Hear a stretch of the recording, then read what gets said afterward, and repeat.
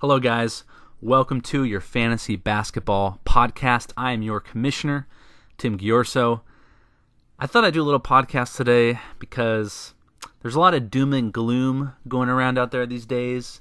If you're watching a lot of news or checking the news a lot, it's a lot of doom and gloom. It's a lot of sad anecdotes and boohoo and how terrible everything is and mass hysteria, and I thought I'd try to lighten up your day a little bit with a little fantasy basketball talk, which I know we all are dying to hear some fantasy basketball talk. We're dying to play fantasy basketball, for one.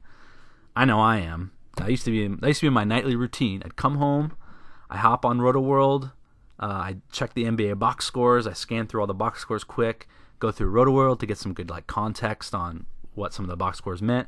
Maybe even watch a game that's been recorded, watch half of it or something like that if I'm kind of intrigued by what happened or I wanted to see certain players. That's out the window now. So mainly Netflix is my companion late at night, which I've actually been watching the Clone Wars, the animated version on Disney Plus, which is pretty good. And I also just got into this dog show called the Zen Dog, and I'm in love with this show because this dude is a master of dogs and training and understanding the cues that dogs give and what it means. And it's totally just watching. I've watched 3 or 4 episodes so far, and I'm in and out of tears throughout these episodes because you see these dogs who have been abused, who have been totally messed with, and they're just so scared, and they lash out and bite people, and this Zen dog dude just literally takes them back to the basics, just loves on them, shows the people, their trainers, their owners, how to interact with them and how to be more mindful of their affection and how to, different things to help show the dog, give the dog space, and to show put boundaries up for the dog and all these different things to totally heal the relationship between these dogs and humans and even dogs amongst themselves. And I'm in and out of tears watching this because it's so cool to see, and it's even changed the way I interact with my dogs. I now have, watching the show, I've taken tips now, and I'll do different things with my dogs now to kind of keep my boundaries with them, or do things apparently you're actually not supposed to just go up to dogs and just start petting them, because you're just kind of invading their space without permission. So you're actually supposed to kind of put your hand out and kind of see how they react, and if they kind of put their head down and lick your hand, or if they're kind of be submissive, then you know that they want to be pet. But if they kind of jerk away and turn their head away, then you know that they're they want their space. And it's kind of totally it's blown me away. And I'm like I said, I'm in and out of tears in the show because it's so cool to see these transformations of these dogs that can't be around anybody, who will bite anybody, to healthy, awesome, super nice dogs. Anyway, that's just what I've been watching. I'm sure you guys have been watching stuff too, because what else is there to do nowadays? Am I right? Gosh, all my work is gone. My theater work has been canceled. I worked for this company called Eagles Flight recently, and they fly us around to different parts of the country to do team building trainings for companies. So, for example, we had one in February where a bunch of the operators of McDonald's all came out. It was about 800 people, and we ran this big game for them. It's kind of fun. It's kind of a fun team building game where they, were merchants and settlers and had to do all these tasks, and it kind of there's a point to it. It kind of it's more experiential learning. Kind of teaches them, hey, this is, how do you find out what your customer needs, and how do you build relationships with your sellers, and how do you collaborate with each other. Anyway, it's super cool, but of course, no companies want to travel right now because of the whole corona. So I lost all my work there. I lost all my work at the theater. And for those of you who know, I'm in a play, and I've been rehearsing about 4 nights a week. A play called Pippin, musical. That luckily has been postponed. It has been canceled. So hopefully I'll still get to do that in a few months if things start to turn around. But anyway, for those of you out there who have a little more free time on your hands than you did before, hopefully this comes at a good time, and hopefully you'll enjoy this segment here. I'm going to be going over all the trades that went down in our league this year, mainly because I don't think the odds are great that we'll have a regular season. I still think that we're going to have a postseason. I'm still optimistic that they'll have maybe a shortened, abbreviated postseason, but I don't think the regular season's coming back. However, I am encouraged because I saw a report recently that the Big Three League is going to be actually doing, I think in a month or two, they're going to be doing an event where they've tested the players and they've keeping them quarantined, and they're actually going to play Big 3 games. So I'm probably going to be watching those just because what else is there to watch nowadays, guys? Like, literally, here's a story. So I was at the park the other day. I've been going to the park a lot. If anyone wants to join me, you're more than welcome to. Because I'm just like, why just sit in the house all day? So I was at the park and I was watching this, like, these two brothers play basketball against each other, and their dad was over commentating off the side. And I found myself just enjoying watching these two brothers play, even though they both were pretty trash. Because I realized that what other sports can I watch? There's nothing. I mean, I can watch replays of games, but to be able to watch live sports, you can't do it anymore. There's nothing. So I found myself just sitting here at the park. I think I was waiting for my friend to come there, so I just sat and watched these two brothers play one-on-one and their dad commentate and like giving them crap and stuff. It was pretty funny. But I just went, yep, this is what we have right now. I'm watching two brothers play on a half court at Miller Park because there is no other thing to watch. So it is tough times for all of us.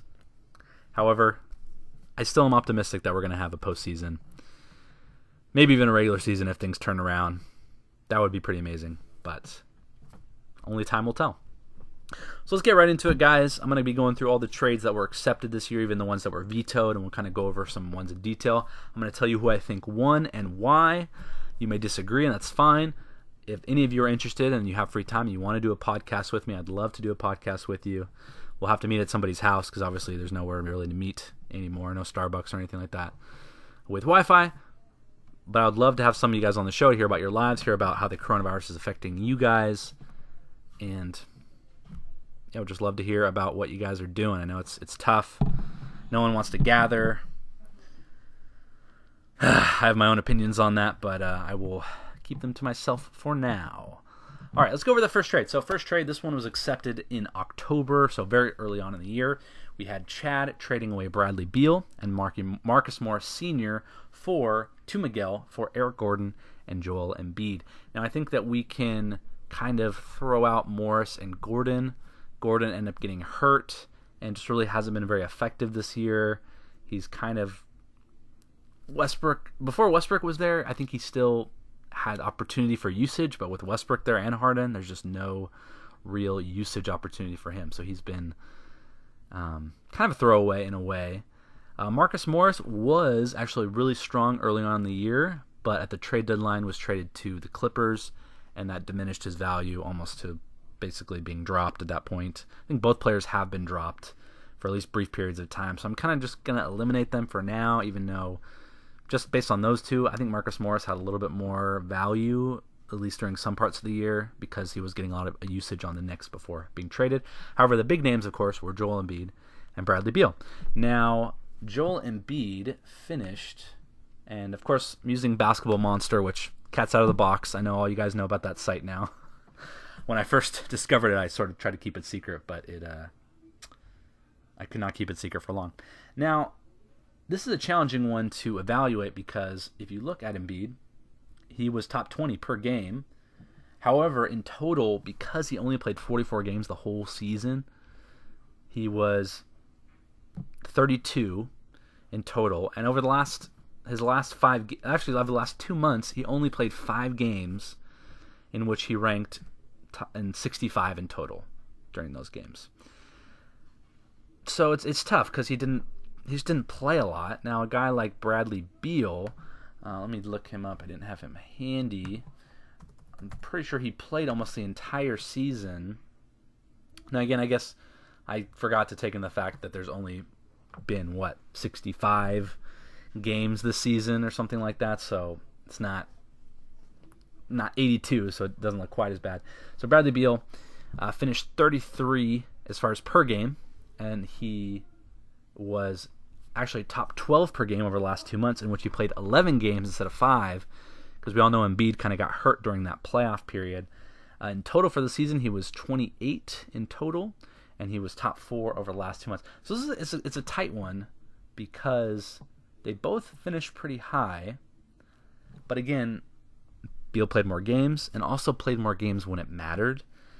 In fact, in my Dynasty League, I actually beat a guy in the first round it was really close, and I kind of mainly beat him because he had Joel Embiid, and Joel Embiid didn't play.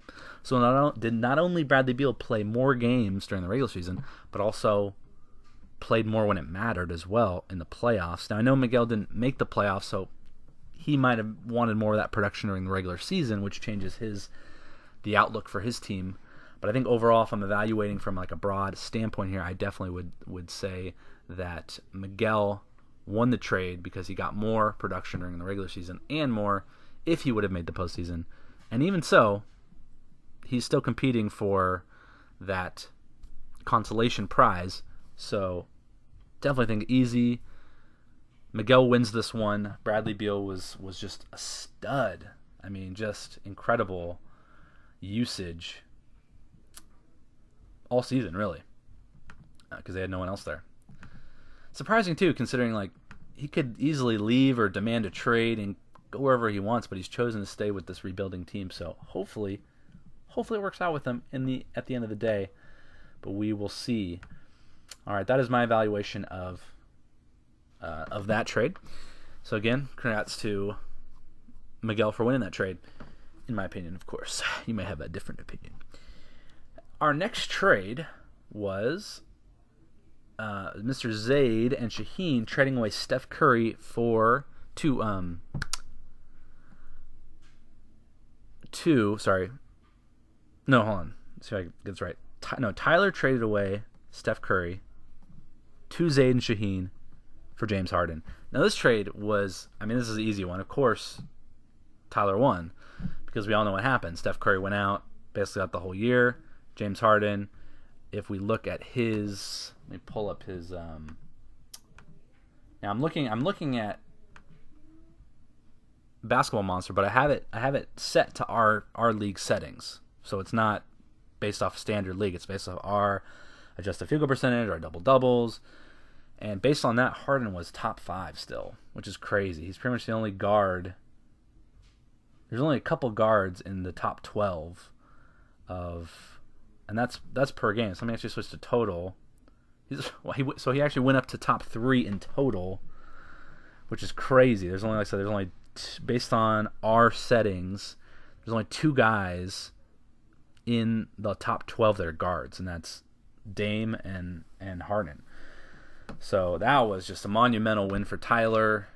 Unfortunately, he's still, from what I heard, he could have made the playoffs, but decided that he thought he had a better chance of winning the consolation, so he may have dropped a few categories toward the end there to get in the consolation round instead of going for the playoffs. Now, if you want to do that, that's fine. Again, it's only $20 in the consolation, and you do get those 2 opportunities for two chances for a better pick in next year's draft. So there's definitely some value there. Enough value to drop out of the playoffs? I don't know, but that was Tyler's choice, and I respect that decision. He has had a great season. But again, he won that one pretty easily. Let's move on to the next trade, in which we have this one. Ooh, this one's a good one. So we had the trade involved Armin, and the trade involved Zaid and Shaheen. Armin traded away DeAndre Ayton in exchange for Mitchell Robinson and DeLon Wright. Now, I'm going to actually give Armin the win on this one, mainly because Ayton, I think early on, of course, Zaid and Shaheen knew that Ayton was going to miss a lot of games. However, even when Ayton did come back, actually, he was pretty successful. In fact, I'm going to pull up his stats because I was actually quite surprised to see him, how well he did perform when he played. However, he just played so few of games. So when he did play, in the 30 games he did play, if we're looking at his per game value, 19 points, 12 rebounds, 2 assists, 1.7 blocks, 54% from field goal, 77% from free throw, obviously a double-double guy. So in the games he did play, he was fantastic. However, he only played 30 games. And that is tough. And even when it mattered, too, he wasn't playing games, because he's just been hurt so much. Although now that I'm looking at you know what? Sometimes perception isn't always reality, because I'm looking right now at the game log for him, and he actually did play quite a number of games. He only has missed, since the beginning of February, he's only missed 5 games. So I take that back. He actually has played a lot during this time where you would need him the most, which is the playoff time. However, there's just so much of that chunk of the regular season he didn't play. So in the end of the day, was it worth it for Armin to make that trade, I guess is the question. I'm trying to look at where he finished. So he finished 7th in the standings. I think Blake was able to sneak in there ahead of him, if I recall. So looking back, Armin, even though I think that overall that I still think he won that trade. And I'll tell you why. It's because Mitchell Robinson played 60 games. Even though his stats weren't as good. However, I will say this, though, because I remember my perception was like, oh, Mitch Robinson, like, he was good, but he didn't really get to play that much. However, when I looked him up, and I'll show you guys here in a second, it kind of blew my mind a little bit. Because even though he only averaged about 23 minutes a game, the dude was top 30 per game, and actually top 17 in total, because he was just there. He was available. I mean, that just blew me away. That we all know down the stretch here he's been playing a lot. Once they fired Fizdale and changed coaches, he's been getting a lot more playing time, seeing a lot more consistency. In fact, he was top 10 per game over the last 10 games, and 9 in total. So overall, I'd say a big win for Armin. Ayton just didn't play very much, and that really hurt Zayd and Shaheen. Their chances of getting into the playoffs. I know they took a risk because they were hoping that their team would be able to survive long enough for him to get back. But I'd say overall, I still think that even though Ayton did do well in the games he played, just having Mitchell Robinson out there for 60 games at top 30 per game and top 17 total, man, I think that was just. I know DeLon Wright, I'm going to throw him out because he got dropped. He was never able to get the playing time. Even when Doncic was hurt, he just didn't really see much of an uptick there in Dallas. So, yeah, I'm going to give the win to Armin. Just again, I think it was a good risk to take. Like I don't think the risk at all was bad. I took the same risk with John Collins, just hoping, hey, my team's got to stay afloat until he gets back. But it didn't look like it paid off at the end of the day for Zayd and Gene. I know they had other injuries come up, so it wasn't all just that one trade. It might have worked out had some of the other guys stayed healthy. It might have actually been a win for them, a win for both parties, really. I'm going to give the win to Armin in this case. Next up, we do have that trade that I mentioned, the John Collins for Julius Randle. I think I won this one pretty easily. I know that I had to wait a lot of games for John Collins. However, the games he did play, he was sensational. If we look at our rankings here, and I know I'm using a lot of rankings right now and a lot of numbers, and I'll explain when we go into some later trades, it's not all about that sometimes. Like, that's not all I use to evaluate. I don't think that's what we should always use to determine, oh, this trade should be vetoed because this guy is 106 and this guy is blah, blah, blah. Like, there's so much more that goes into it than just pure numbers. However, I am using numbers right now to help me evaluate, but it's not everything. So when we look at our full season total value, we don't see Collins, mainly because he sat out for so many games. However, when I switch that to per game value, he is actually number 4 overall in the whole league in the 41 games he played. 21 points a game, 1.4 threes, 10.1 rebounds. We got a little bit of assists, almost a steal, 1.6 blocks, almost 60% shooting, 80% from the free throw line. So in the 41 games he played, which is still a good amount of games, top 4 overall.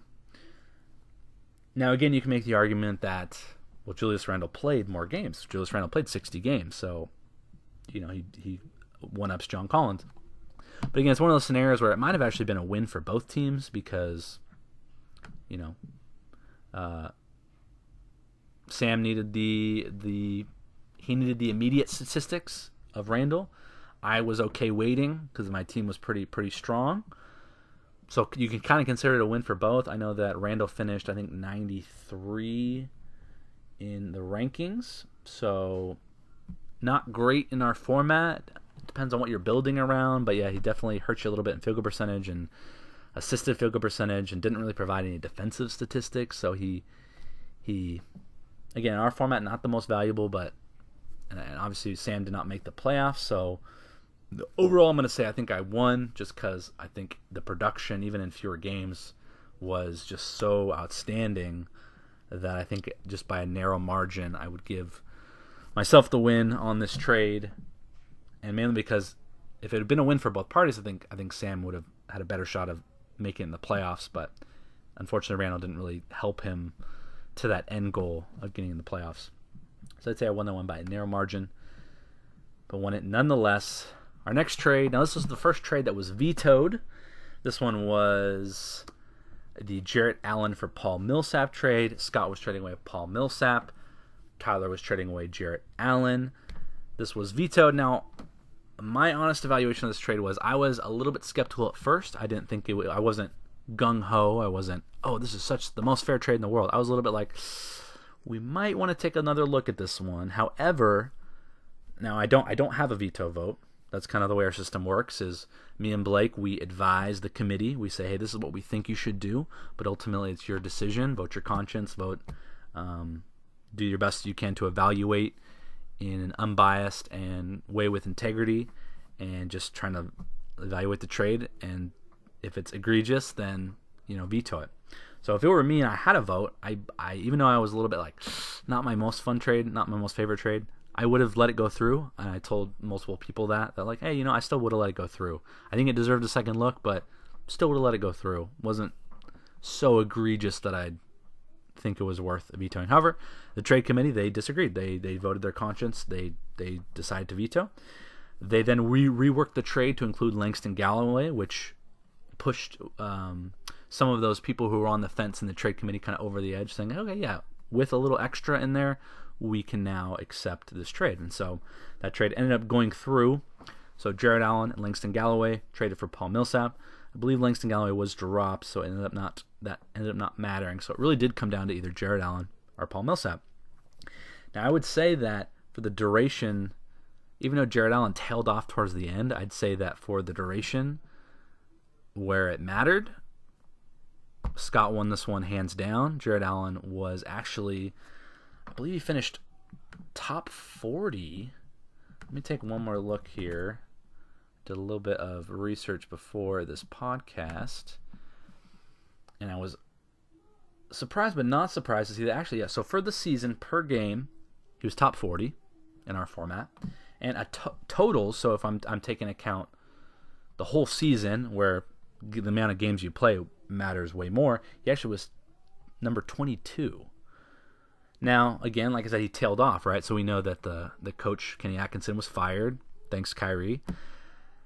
And he tailed off considerably because they benched him for DeAndre. And so over the last 2 months, last 11 games, he was 124 per game, and he was 95 in total. But even though that chunk where he was, the 50 games or so where he was in, he was a beast. And so I'm going to actually give Scott the win on this trade, even with that tail off towards the end of the year by Jarrett Allen, because of just that chunk of time where he was so good.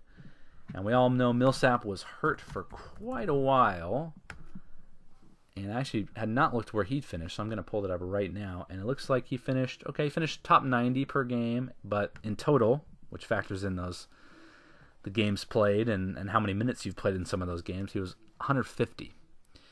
So I definitely say that the winner of this one was Jarrett Allen pretty easily. Millsap just wasn't quite the same guy, and there's just so much depth there in Dallas that they just have no need to really play in big minutes. So the trade, even though it was vetoed, thinking that Scott was getting ripped, or that it ended up actually working out really well. But actually, I can't say for certain what side the committee was on, if they thought that it was Tyler getting the better end or Scott. I can't say that. I don't know. But anyway, that was, so again, I would say Scott won that trade. So Scott, congratulations for winning that trade. Scott was quite the trader this year. A lot of trades with him involved. In fact, this next one involves him as well. Brandon Clark for our own Bogdan Bogdanovic. That is a tongue twister. Now, I'd say Scott wins this one narrowly because Brandon Clark actually, despite only playing about 22, 23 minutes a game, was really consistent and played a lot of games and was really good. If he had gotten, when he starts to get 30 minutes plus, he's going to be a stud.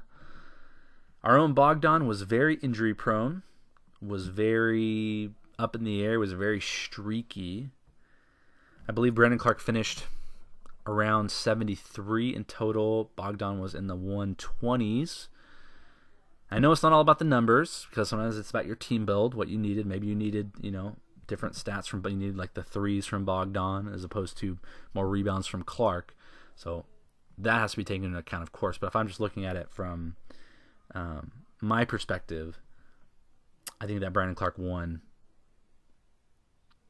just because he was more consistent. More consistent, solid stats. There was always upside for more. And Bogdan was just never really fully healthy, although he did start to get healthy kind of later in the year, which is why I kind of, maybe, that's why I would only say Scott wins this one just narrowly. Just narrowly. But again, depends on your team build a little bit with that one. Our next trade, this one got a little bit of heat in the chat. We had Tyler trading away Aaron Gordon and Russell Westbrook for Kyle Kuzma and Joel Embiid from Chad. Now, I think Tyler won this trade. I'm sorry. I'm getting confused. I think Chad won this trade. I'm sorry. Chad won this trade mainly because, once again, Joel Embiid, although the numbers at the time, I remember there was some argument from people. I think Shaheen had mentioned that, hey, look at the numbers. Russell Westbrook's rated this and Joel Embiid's rated this. This is an unfair trade. But I said, hey, Joel Embiid is probably one of the most injury-prone bigs we have. The dude could go down at any moment. There is major, major risk. And so, yeah, the numbers showed that he was good, maybe better than Westbrook, depending on your team build, but there's so much risk to him because of the injuries. And that, case in point, he only played 44 games, and he sat out in the playoffs when you needed him the most. So I'm sure that Chad is happy that he didn't have Embiid for that section in the playoffs where Embiid wasn't even playing and hadn't played for a while. Actually, like I mentioned before, I beat a guy in my Dynasty League mainly because he had Joel Embiid who didn't play. So we have to take that. We have to look at more than numbers. And then that is one of those situations where me and Blake looked at it and we thought, yeah, maybe you could look at some numbers, but we know Westbrook's a stud, and we know that if you build around him the right way, he is a major asset. Major. If you're tanking turnovers and you're tanking field goal percentage, easy. He's probably top 10. I have to double check changing around the Basketball Monster statistics to see where he would rank in like an 8 cat or a 9 cat. But I guarantee you he is significantly higher in those categories because if you take out the turnovers, take out the field percentage, if you're building the right way around him, he's an absolute monster. Monster. So that's why we looked at that and we thought, again, Embiid, major risk, injury prone. Kyle Kuzma, really just a bench scorer at this point. Not a lot of value. I think he even got dropped at one point. For a guy, Russell Westbrook, who again, stat monster, who if you build around in the right way can be a huge asset. And even Aaron Gordon, who started off the year struggling, actually ended up finishing after the All-Star break, losing that dunk contest just fired him up because he was outstanding for a while. He was putting up triple doubles for a little while there. In fact, I'm going to look him up right now. Last 9 games of the year, he was top 30. For the year, he was pretty bad overall, 140, but he did kind of catch his stride right after that All-Star break. He just started going on a pretty massive tear. I'm looking over his game log right now. Lots of double doubles I'm seeing lots of steals. Percentages aren't always there, but again, looks like the way Chad was building there is he was saying, hey, I'll sacrifice the field goal percentage and some of the turnover stuff to get these guys because if I build the right way, these guys are crazy good with the right build. That's the key, with the right build. So again, we can't always look at just the numbers, guys. We got to look at the injury risk. We have to look at team risk, who's tanking, who's going to compete, because that plays a huge role. And also look in, like, how is this team building? If this team is building, then Westbrook becomes massively more valuable depending on your build. So that's why me and Blake both thought, you know what, we think this should go. Because even though Embiid is better number-wise, major injury risk. Westbrook, even though numbers-wise maybe isn't as strong in our format, with the right build, stud. So we thought.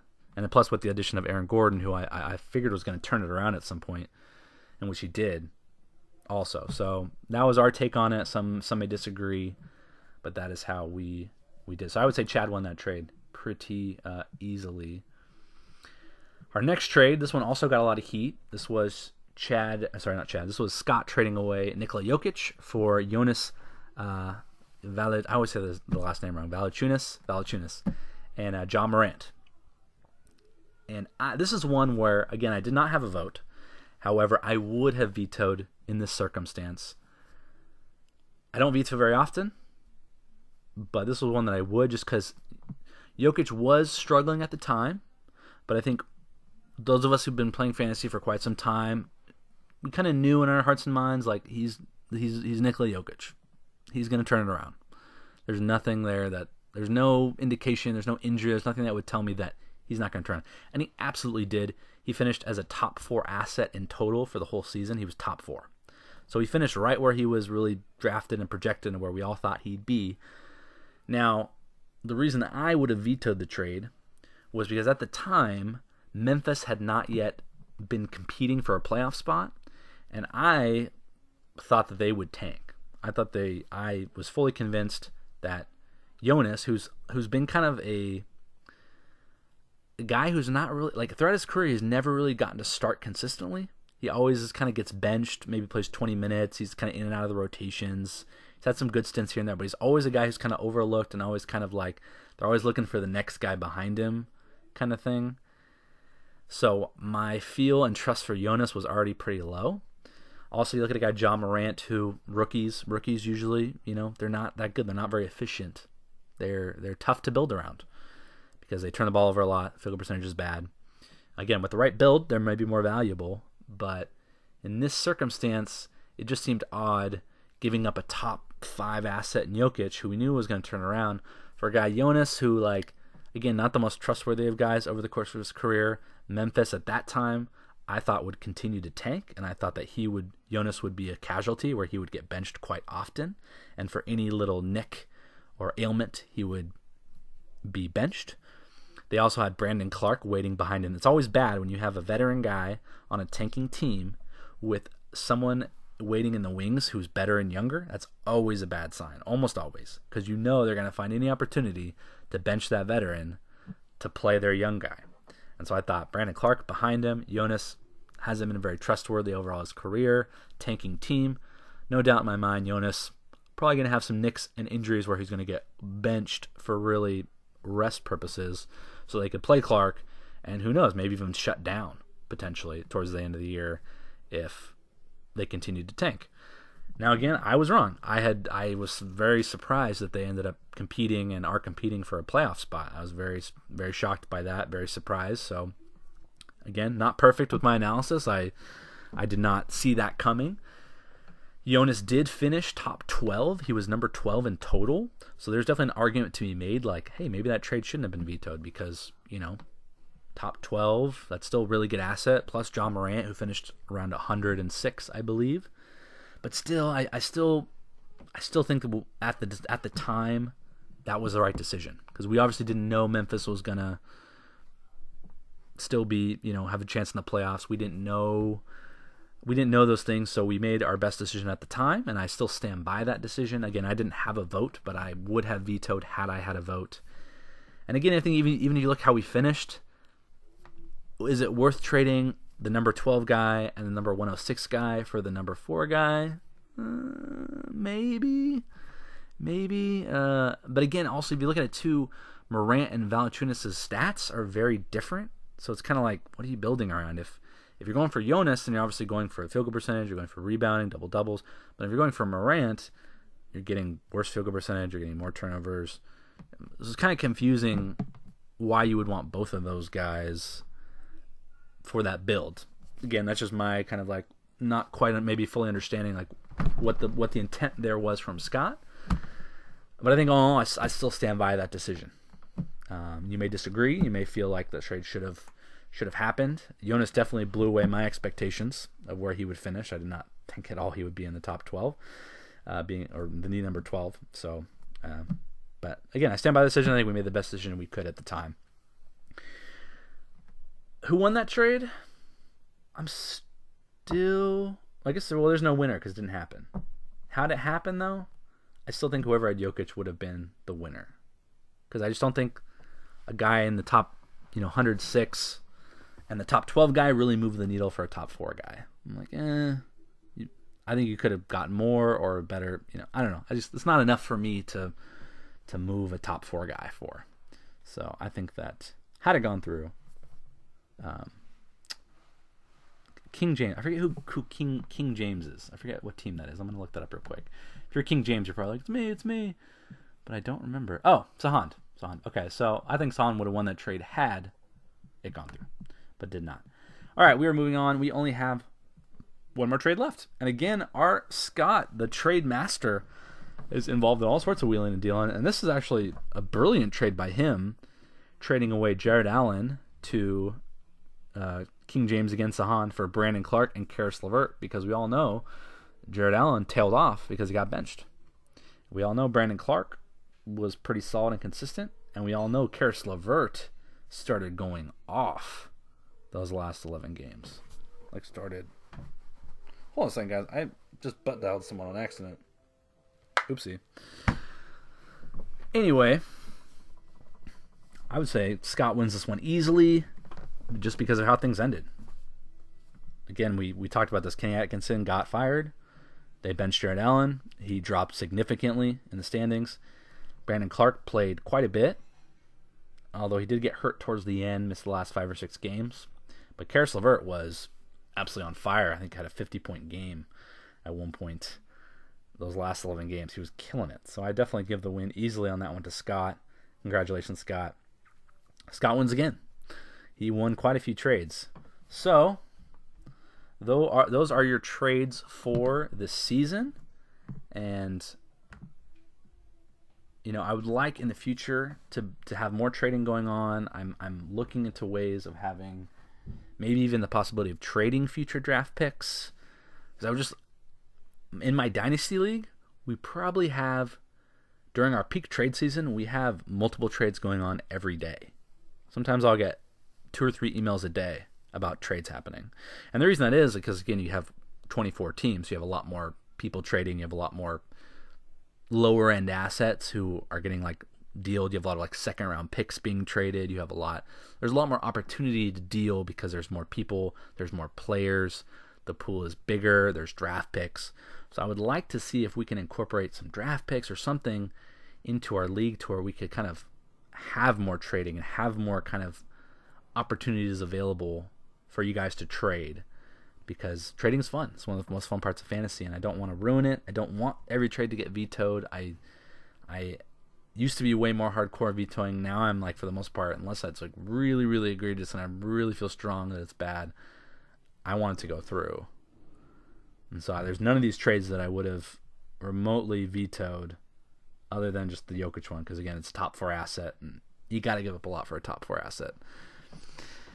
But that is my take. That is your trade analysis. Again, I will probably do some more podcasts here in the next few days because guess what?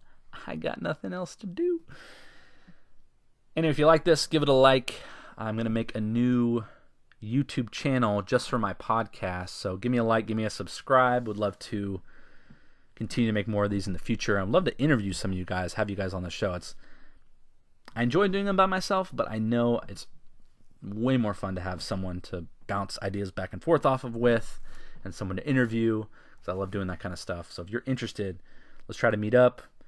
Let's try to meet and do a podcast. And even if we met at a park, that's fine too. I can always just charge up my laptop and bring my mic, and we can meet at a park somewhere and do it, and even shoot some hoops or something.